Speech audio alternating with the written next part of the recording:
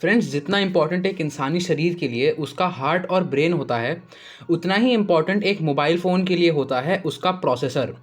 करोड़ों अरबों बिट्स को नैनो सेकेंड्स के अंदर प्रोसेस करने वाला प्रोसेसर। पर आज हालत ये है कि प्रोसेसर का नाम लेते ही हमें सिर्फ एक कंपनी का नाम याद आता है, इंटेल। और आए भी क्यों ना, 2018 तक पूरी दुनिया में बनने वाले सारे प्रोसेसर्स में से 71% प्रोसेसर सिर्फ इस इंटेल कंपनी के ही थे। और यहाँ तक कि आप में से ज़्यादातर लोग जो भी इस वीडियो को अपने mobile phone, laptop, desktop, smart TV या फिर किसी और डिवाइस में देख रहे होंगे, उनके पर्टिकुलर डिवाइसेस में भी मोस्टली सिर्फ दो कंपनी के ही प्रोसेसर्स होंगे, इंटेल और आर्म। और सभी एंड्रॉयड यूज़र्स का कन्फ्यूजन हटाने के लिए बता दूं कि स्नैपड्रैगन, क्वालकॉम, मीडियाटेक और AMD जैसी प्रोसेसर्स बनाने वाली कंपनीज़ को प्रोसेसर्स बनाने के लिए मेन कंपोनेंट्स ARM8 कंपनी ही सप्लाई करती है। यहाँ तक कि एप्पल, जो कि फेमस है अपने एक्सट्रीमली फास्ट प्रोसेसर्स के लिए, वो भी ARM8 के प्रोसेसर कंपोनेंट्स यूज़ करके ही प्रोसेसर्स बनाती है। अब ये सब तो ठीक है, बट प्रॉब्लम सिर्फ एक है कि इंडिया में इंटेल का एक भी प्रोसेसर मैन्युफैक्चरिंग यूनिट नहीं है। 75% of all Intel processors are manufactured in the United States and rest in Israel, Ireland and China.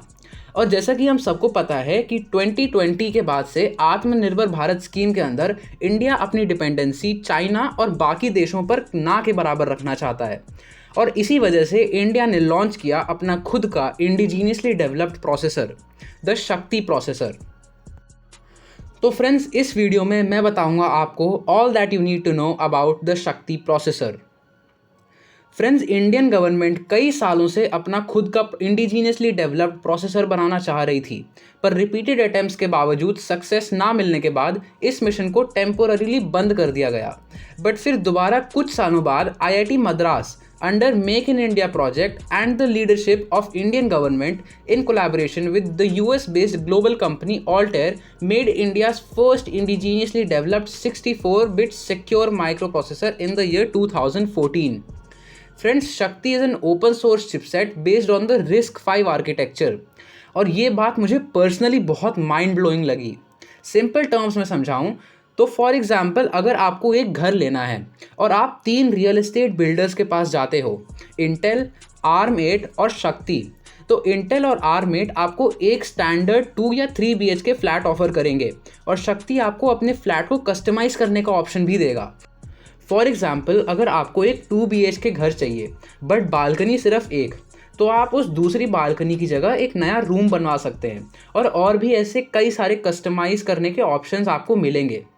तो इस सिंपल एनालॉजी से आपको इतना तो समझ में आ ही गया होगा कि मैं क्या कहना चाह रहा हूँ। शक्ति being an open source chipset allows the user to modify its source code, add new features to it and enhance its overall performance as per the user's comfort. Friends, जहाँ इंटेल और ARM8 के processors में von Neumann type of architecture इस्तेमाल किया जाता है, वहीं शक्ति प्रोसेसर में हार्वर्ड टाइप आर्किटेक्चर इस्तेमाल किया जाता है। सिंपल शब्दों में बताऊं तो इंटेल और ARM8 के प्रोसेसर्स में सिर्फ एक ही स्टोरेज स्पेस होती है, डेटा और उससे रिलेटेड इंस्ट्रक्शंस को स्टोर करने के लिए। और शक्ति प्रोसेसर में 2 अलग अलग स्टोरेज स्पेसेस होती हैं, डेटा और उससे रिलेटेड इंस्ट्रक्शंस को स्टोर करने के लिए, which obviously gives a better performance. अगर मैं सिक्योरिटी की बात करूं तो बिकॉज शक्ति is an open source chipset, user के पर्सपेक्टिव से सब कुछ काफ़ी ट्रांसपेरेंट होता है। फॉर एग्जाम्पल, अगर कोई बग है तो वो यूज़र को सबसे पहले पता चलेगा और उसके डिवाइस में क्या चल रहा है और क्या नहीं, इसकी सारी इन्फॉर्मेशन यूज़र के पास रहती है। और अगर हम इंटेल और ARM8 जैसे प्रोसेसर्स की बात करें तो इनका सोर्स कोड कॉन्फिडेंशियल रखा जाता है और अगर सिस्टम में कोई भी बग होता है तो फिर उसके बारे में यूज़र को कुछ नहीं पता चलेगा। और कंपनीज़ क्या बोल के क्या बेच रही हैं, इसके बारे में भी यूज़र को कुछ नहीं पता चलेगा, क्योंकि उस प्रोसेसर का सोर्स कोड यूज़र को कभी मिलता ही नहीं है। So this is it from my side in this one, guys. I hope you liked this video and got to learn something new from it. If you did, then make sure to like this video and subscribe to the channel. Also, before concluding, a huge shout out to Amit Goyal for commenting in my previous videos. Do tell me in the comment section below कि आपको शक्ति processor के बारे में पहले पता था या फिर नहीं, and also do tell me that आपको अगले कौन से टॉपिक्स पे नए वीडियोस चाहिए. I will see in the next one. Thank you so very much for watching. Stay tuned.